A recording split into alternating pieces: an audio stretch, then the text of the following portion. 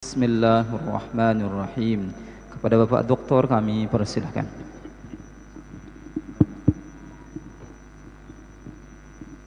Bismillahirrahmanirrahim. Assalamualaikum warahmatullahi wabarakatuh.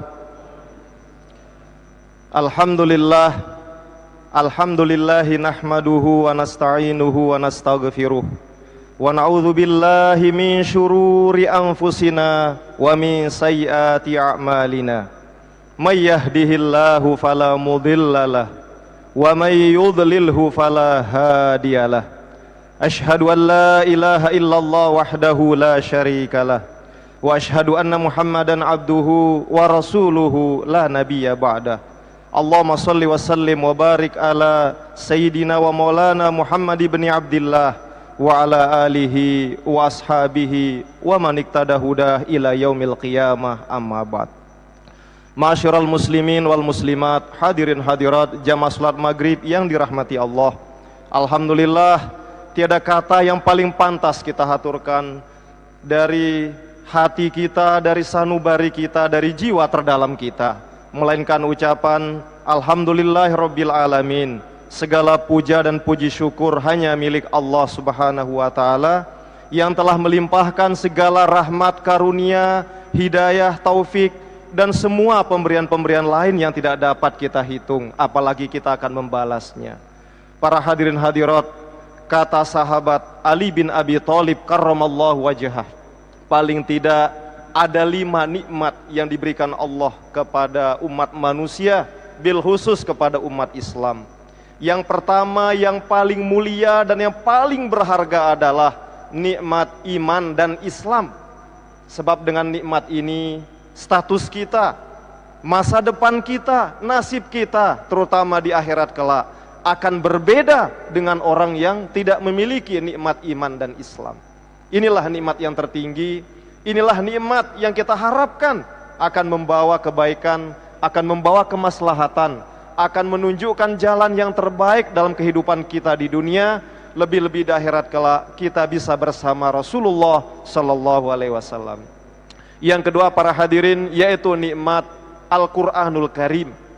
Karena bagaimana iman bisa kita dapatkan, kita tingkatkan dan sebagainya, maka kita harus terus menerus, terus continue, istiqomah, belajar, berguru, mendalami kitab suci Al-Qur'anul Karim. Kemudian yang ketiga adalah nikmat apa? Nikmat hadirnya Nabi Muhammad sallallahu alaihi wasallam. Awalnya tiada orang yang mampu menerima wahyu Al-Qur'an. Tetapi dengan rahman dan rahimnya Allah, Allah mengutus Nabi Muhammad agar beliau menerima dengan segala kelebihan yang beliau miliki untuk disampaikan kepada umat manusia. Yaitulah nikmat Nabi Muhammad sallallahu alaihi wasallam. Dan yang keempat hadirin hadirat, yaitu nikmat kalau kita memiliki pekerjaan yang bisa menopang kehidupan kita. Dan yang kelima adalah yaitu nikmat kesehatan. Mudah-mudahan kita semua yang hadir di tempat ini bisa memiliki seluruh nikmat tersebut. Paling tidak kita memiliki nikmat iman Islam, nikmat Al-Qur'anul Karim, kemudian nikmat hadirnya Nabi Muhammad SAW, dan termasuk paling tidak nikmat kesehatan. Insya Allah kita mendapatkan itu semua, terutama pada malam ini. Amin ya rabbal alamin. Selanjutnya selawat dan salam kita haturkan kepada junjungan alam Nabi besar Muhammad sallallahu alaihi wasallam. Allahumma shalli ala Muhammad, Allahumma shalli ala Sayyidina Muhammad, Allahumma shalli ala Sayyidina wa Habibina wa Syafi'ina wa Zuhrinal Mustafa Maulana Muhammad. Mudah-mudahan kita semua yang hadir di masjid ini, ataupun saudara kita, jamaah kita, jiran kita, kaum muslimin dimanapun mereka berada, mudah-mudahan kita senantiasa mendapatkan syafaat dari baginda Rasul sallallahu alaihi wasallam dan diperkenankan oleh Allah untuk masuk surga bersama dengan beliau di hari akhirat kelak. Amin ya rabbal alamin.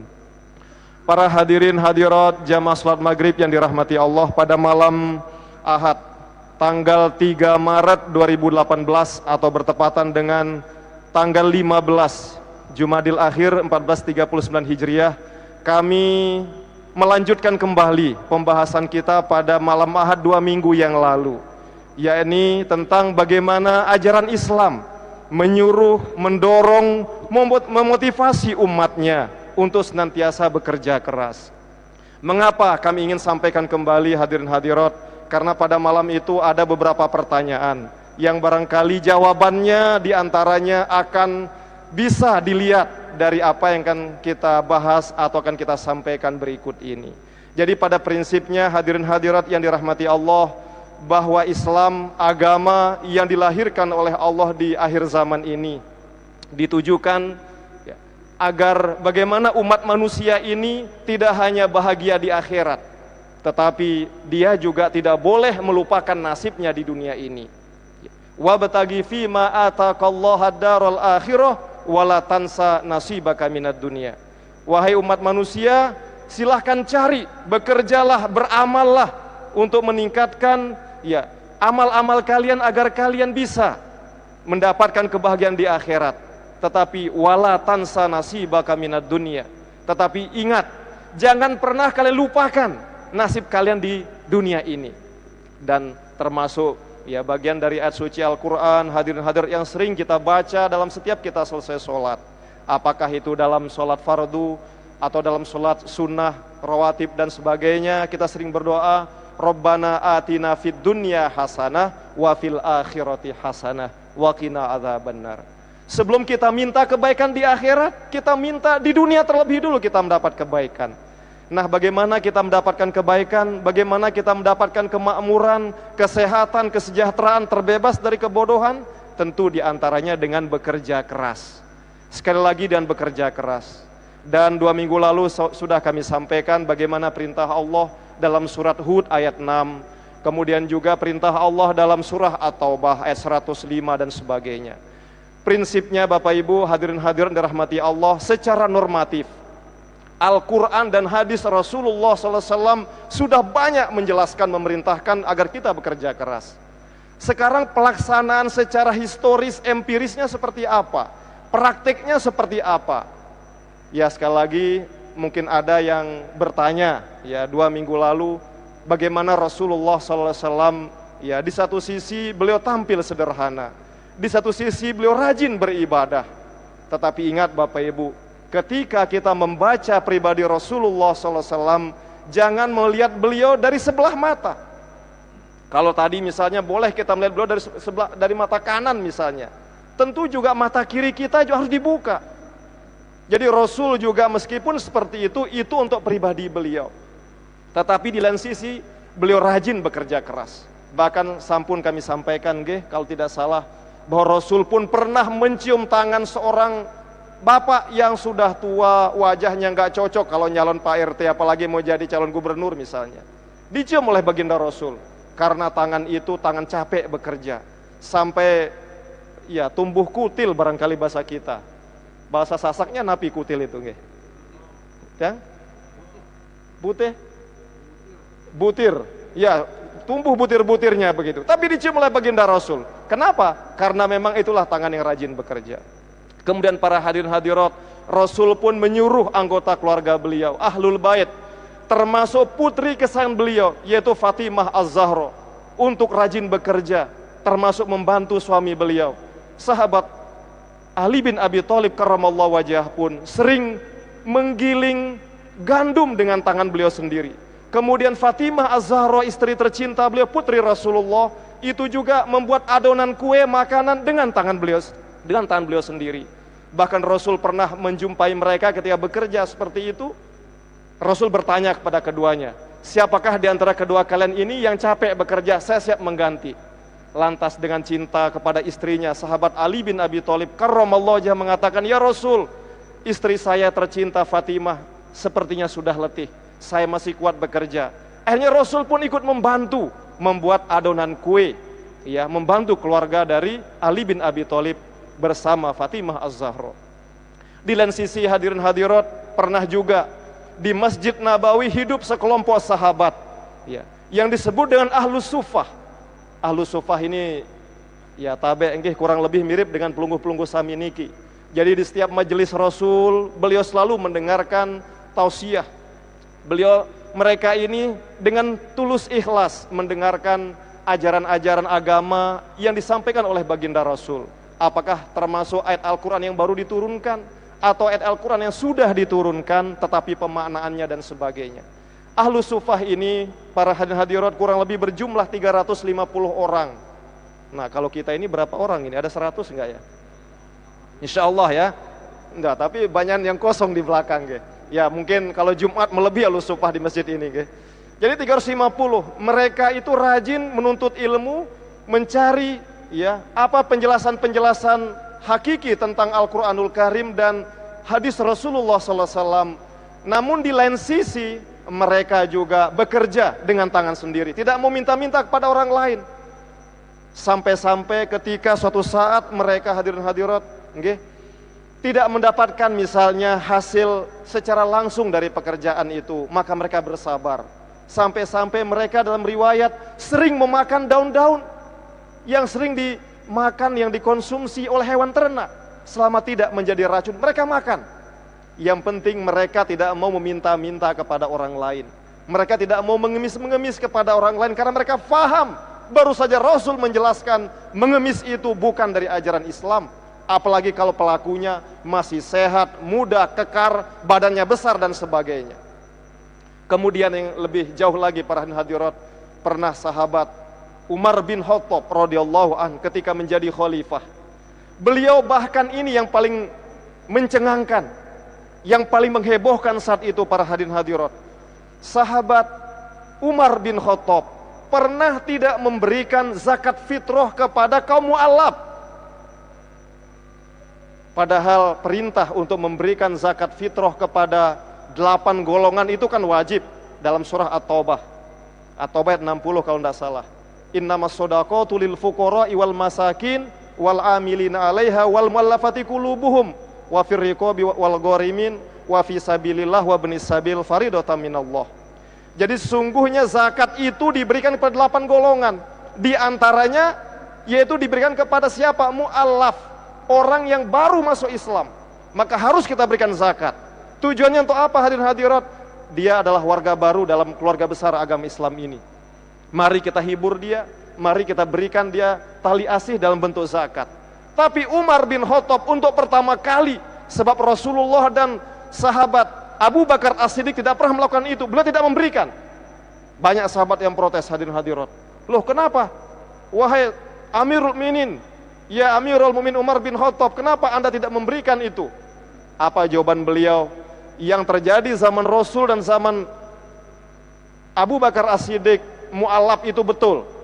Dia sebenar-benarnya mu'allaf, masuk Islam itu dengan hatinya.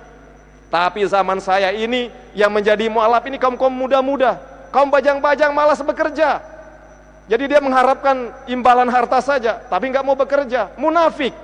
Karena itulah oleh sahabat Umar bin Khattab tidak mau memberikannya. Nah inilah satu gambaran betapa sekali lagi secara normatif dan praktiknya hadirin hadirat rahmati Allah, Islam sangat mengagungkan, sangat mendorong, mendukung kita bekerja keras. Nah di sini sekarang dalam pelaksanaannya zaman sekarang ini, ada berapa kelompok sih orang yang bekerja sesungguhnya? Kalau tadi kan kita bicara Al-Quran hadisnya, normatifnya, maka sekarang kelompok orang yang bekerja. Dan nanti mohon maaf kita bisa tanya kepada diri kita masing-masing, kita termasuk dari kelompok yang mana? Oke, sekali lagi dari kelompok itu kita bisa mempertanyakan diri kita, coba berdialog dengan nurani kita masuk ke kelompok yang mana? Ya, tabe kalau ada yang mungkin salah, ada 5 golongan. Yang pertama, para hadirin hadirat, ada orang yang mengaku katakanlah beragama Islam, tetapi dia pekerja keras. Saking bekerja kerasnya, ya seluruh ajaran Islam lewat semua. Wah, jadi sholat lewat. Ya kan saya bekerja, ini ajaran Islam katanya. Lemak mau tua atau sembahyang. Besok kalau tua kita sholat, ini zaman muda, zaman now ini kerja dulu cari uang. Biar muda kaya raya ketika tua masuk surga katanya kan. Tahu-tahu kecelakaan tempat kerjanya mati dia. Dan nggak tahulah mungkin di dalam kubur langsung diazab oleh Allah Subhanahu wa taala. Nah, ada yang kelompok pertama begini. Tabe bisa kita lihat di kantor kita, di sekolah kita, madrasah kita. Ada saudara-saudara kita yang seperti ini, insya Allah ada. Wih, terus hanyut bekerja. Nanti terakhir-terakhir dia kerjakan amal ibadah ritual itu. Kalau ditanya, lah kerja juga terhormat ini katanya seperti itu. Nah, kalau ada seperti itu, bagaimana menurut pelungguh? Bagus enggak ini? Enggak bagus. Nanti mungkin bisa kita saling ingatkan, ya. Mari kita istirahat untuk kerjakan sholat, melaksanakan kewajiban yang lain yang ditetapkan oleh agama. Nah, yang kedua hadirin hadirat, ada juga umat Islam atau mungkin mengaku Islam, tetapi jelas ini pasti Islam ini. Mohon maaf, rajin beribadah, tiap hari jaga masjid, padahal dia bukan pengurus masjid. Ya. Terus dia tidak mau bekerja, padahal badannya masih sehat, masih kuat, umur 20-an. Habis itu minta-minta di perempatan jalan. Nanti balik ke masjid lagi, seperti itu pekerjaannya. Ya, jadi dia sekali lagi intinya dia ingin kehidupan akhirat, ingin masuk surga katanya. Ya, tetapi tidak mau bekerja keras dan sebagainya. Nah, mohon maaf, ini kisah nyata kami di kampung di Lombok Timur ya Bapak Ibu dirahmati Allah. Ada seorang pemuda, ya, jadi memang dia rajin betul ke masjid, sampai-sampai tidak mau nikah dia. Ketika diingatkan, Ton, kenapa tidak nikah si dia ini? Jawabannya apa? Nanti saya berharap bidadari di surga. Padahal punya sawah. Insya Allah ya sekedar ala kadar 300.000 bisa dapat uang untuk menikah. Ya, asal jangan cari-cari kelasnya artis, sudah tidak cukup bagi 300.000, nggih. Tapi seperti tadi, dia agak malas-malas gitu, mau nikah aja nggak mau, kerja sawahnya dibiarkan banyak tumbuh rumput dari padinya. Ya, jadi ini juga mungkin tidak maksimal, nggih, tidak maksimal. Karena itulah ini mirip seperti yang terjadi pada masa Khalifah Umar bin Khattab seperti tadi. Nah, yang ketiga hadirin hadirat, ya, ini juga rajin bekerja dan tidak lupa memang kewajiban sholatnya, ibadah ritualnya.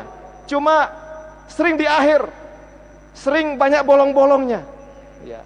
Alasannya, ya lupa saya. Kan lupa itu katanya diangkat dosanya katanya kan. Ya rufi al-qalam an salasin. Jadi hukum itu diangkat dari 3 kondisi, termasuk dari lupa sampai dia ingat katanya gitu.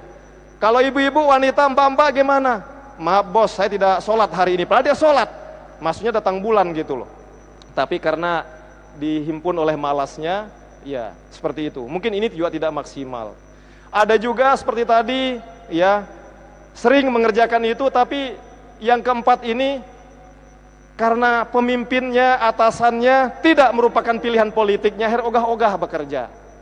Nah, kan bukan dia yang saya pilih dulu jadi kepala desa, maka ia taek, dek milih aku. Nah, mungkin tidak mau dia, padahal dia menjadi sekdes misalnya.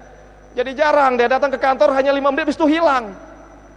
Mendingan dia nyangkul di sawah katanya, padahal SK-nya sebagai sekdes umpamanya, nggih. Mohon maaf kalau ada sekdes, ini bukan berarti kita menyindir pelungguh, sekedar contoh saja. Artinya apa? Dia lebih banyak alasannya mengerjakan amal ritual, tetapi melupakan tugas hakikinya. Nah, yang kelima, mungkin ini yang kita harapkan adalah mereka rajin bekerja, juga rajin beramal ibadah untuk kehidupan akhiratnya. Mudah-mudahan yang kelima ini akan menginspirasi kita semua. Namun insya Allah, yang kelima ini tampaknya zaman sekarang semakin sedikit dia. Ya. Yang banyak itu antara nomor 1, 2 tadi. Ya mohon maaf, ada yang benar-benar rajin bekerja tapi lupa semua-semuanya, lupa sholat, lupa zakat, lupa haji, udah kaya dan sebagainya. Ya. Atau sebaliknya, malas bekerja, belas sudah sehat, badannya kekar dan sebagainya. Nah, itu sebabnya mohon maaf melalui kesempatan malam Ahad ini kami sampaikan bahwa sekali lagi bekerja keras bagian dari jihad fisabilillah yang harus kita lakukan. Maka insya Allah barang siapa yang melakukannya dengan sungguh-sungguh, maka insya Allah dosanya akan diampuni oleh Allah. Pernah kami sampaikan pada 2 minggu lalu para hadirin-hadirat tentang hadis Rasulullah SAW, ya, tetapi mungkin belum sempat kami uraikan, yang diriwayatkan oleh Imam At-Tabrani. Qala Rasulullah sallallahu alaihi wasallam, inna minadz-dzunubi dzunuban la yukaffiruha as-salatu walas shadaqatu walal hajju wa yukaffiruha alhammu fi talabil halali. Sesungguhnya wahai manusia, ada sebagian dosa di mana dosa itu tidak diampuni oleh Allah cukup dengan sholat saja. Artinya kalau kita pun rajin sholat tidak bisa menghapus dosa ini. Walas sodakoh, tidak juga dengan sedekah, rajin sedekah juga tidak mengampuni dosa ini. Walal haj, tiap tahun pergi haji tidak mengampuni dosa ini. Wa yukaffiruha alhammu fi talabil halali. tetapi dosa tersebut akan diampuni oleh Allah. Kenapa? Ketika lelahnya kita bekerja keras, ketika kita sakitnya, ketika kita stres bekerja keras dengan sungguh-sungguh, ya, untuk memberikan, ya, penghasilan, menghidupkan, mencukupi keluarga kita dan umat Islam, agar agama Islam ini menjadi mulia dan tidak dihinakan oleh agama yang lain. Nah, ini diantaranya. Mungkin yang masuk kelompok ini dari hadis ini adalah kelompok yang kelima tadi. Rajin bekerja keras, juga rajin untuk beramal ibadah, tidak melupakan sholat, zakat, haji, puasa dan sebagainya. Jadi dua-duanya dikerjakan baik di dunia maupun di akhirat.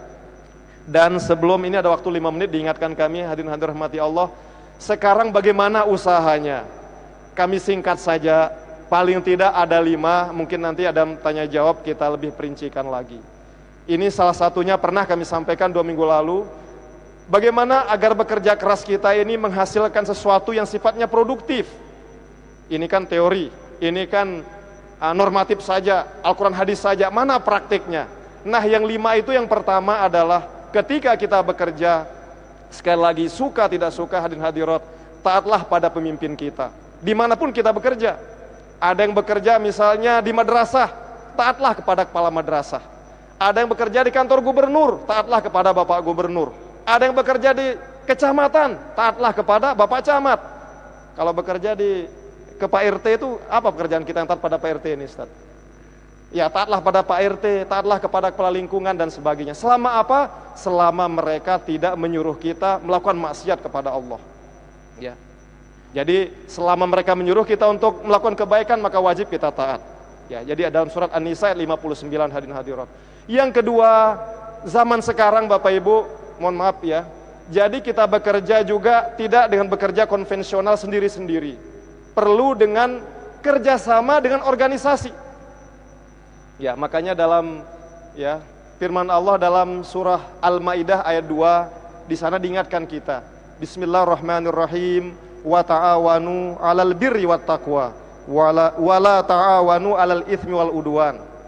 Jadi bekerjalah kalian, ya, tolong menolonglah kalian dalam kebaikan dan ketakwaan, dan janganlah tolong menolong dalam dosa dan dalam pengingkaran atau dalam pertengkaran. Jadi firman Allah ini menggunakan sigot musyarakah, kerjasama. Ketika kita saling tolong menolong, pasti ada orang lain yang kita butuhkan. Tidak mungkin kita bekerja sendiri. Dan banyak contohnya, mungkin nanti dalam tanya jawab kita bisa sampaikan. Yang ketiga, Bapak Ibu rahmati Allah, ini yang mohon maaf, yang sering terjadi termasuk kita di Indonesia ini.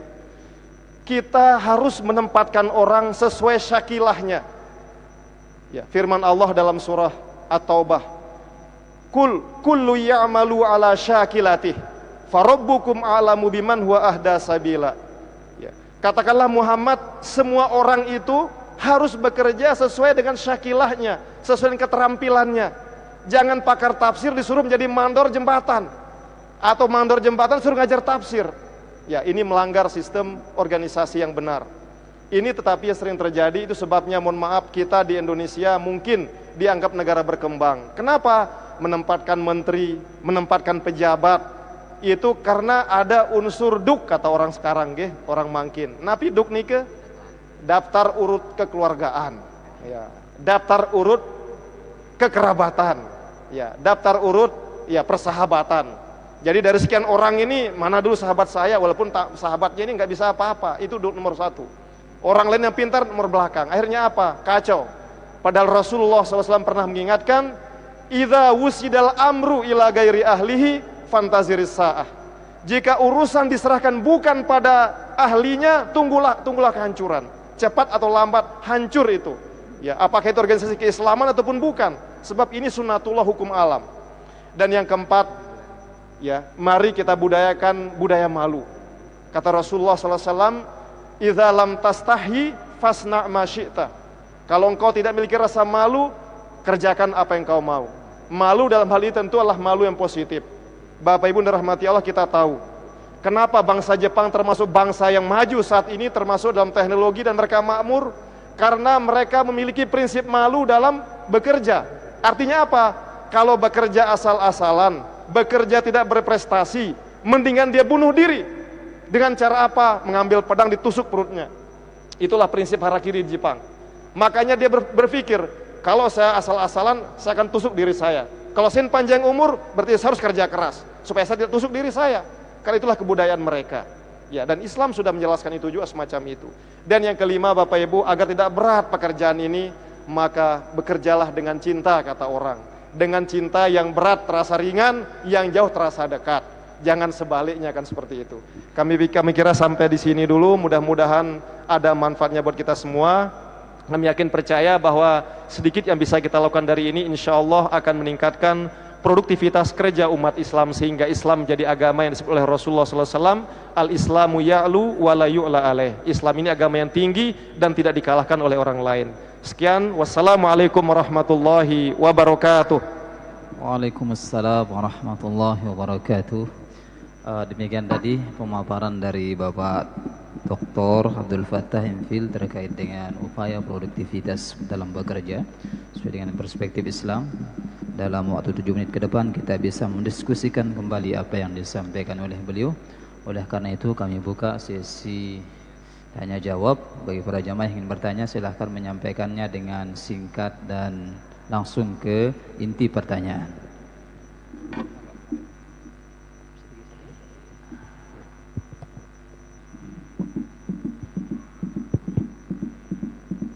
Terima kasih. Assalamualaikum warahmatullahi wabarakatuh. Tuan Guru telah menjelaskan panjang lebar tentang ajaran Islam, di mana di sana dikupas, yaitu di dalamnya adalah Islam adalah menganjurkan kita bekerja keras dan rajin ibadah. Pertanyaan saya, Pak Tuan Guru, mana yang dikategorikan pekerja keras? Umpamanya kita sudah umur 60 tahun kan, bagaimana bentuknya gitu pekerja keras itu? Kalau rajin ibadah ini sudah keruan kan, sudah kalau di umur atas 60 tahun itu umpamanya seperti itu. Seperti itu bagaimana bentuknya itu, Pak? Tolong, ini belum mengerti saya.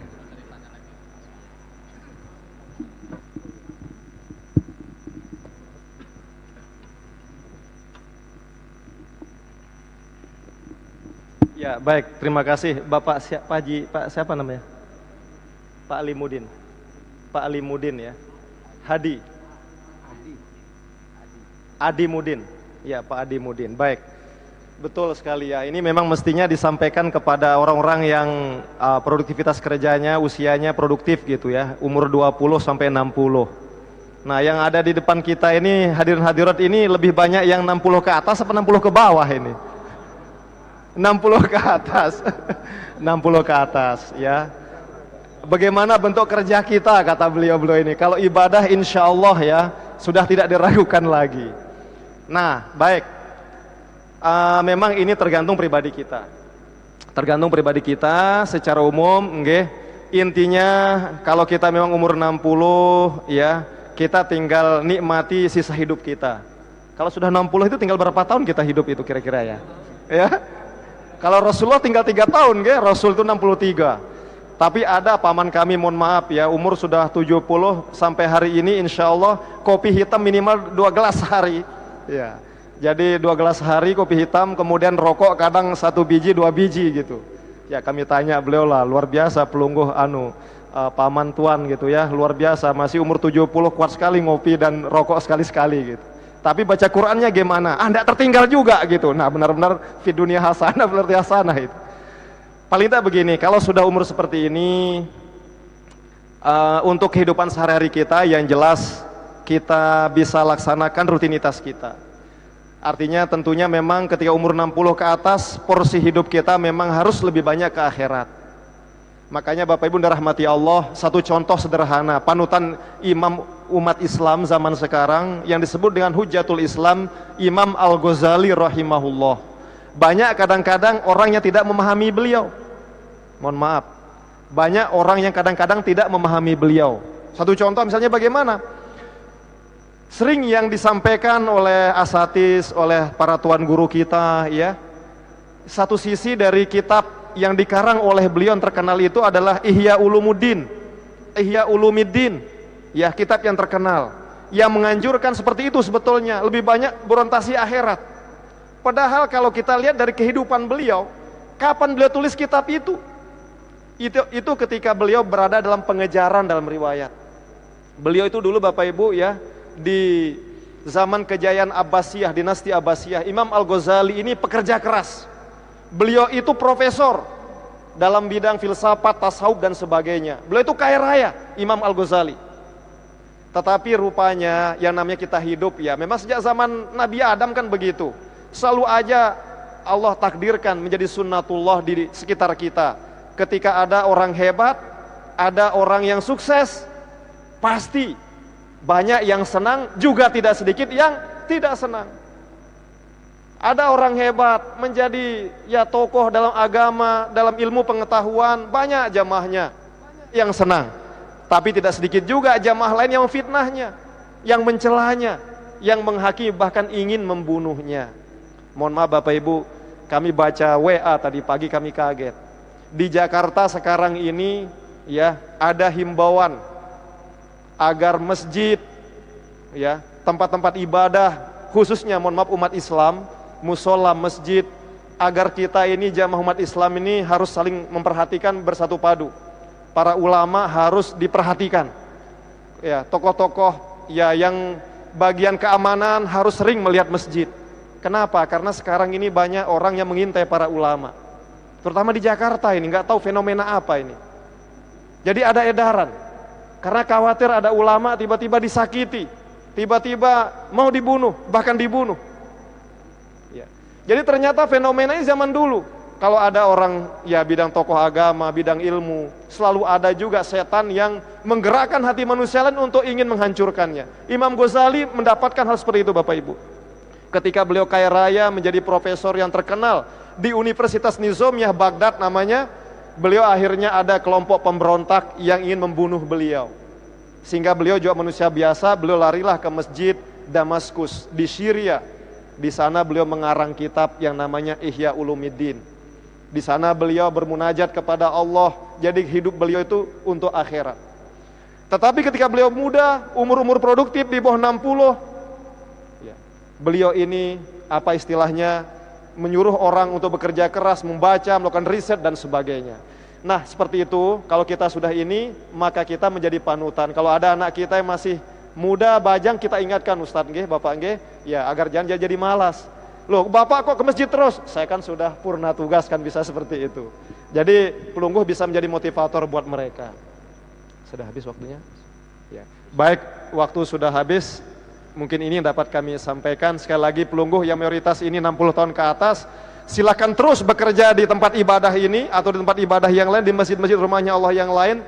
Tetapi pelungguh juga sila dorong generasi muda untuk jangan berpangku tangan hanya mengharapkan uluran imbangan, uluran tangan rezeki dari pihak lain tanpa bekerja keras. Jadi pelungguh menjadi motivator generasi muda untuk bekerja keras. Mungkin itu yang dapat kita sampaikan pada malam ini, semoga ada berkahnya. Wassalamualaikum warahmatullahi wabarakatuh. Waalaikumsalam warahmatullahi wabarakatuh. Jazakallahu khairan katsira. Kami ucapkan kepada Bapak Tuan Guru atas pemaparannya pada malam hari ini. Mudah-mudahan apa yang beliau sampaikan dapat kita amalkan dalam kehidupan sehari-hari.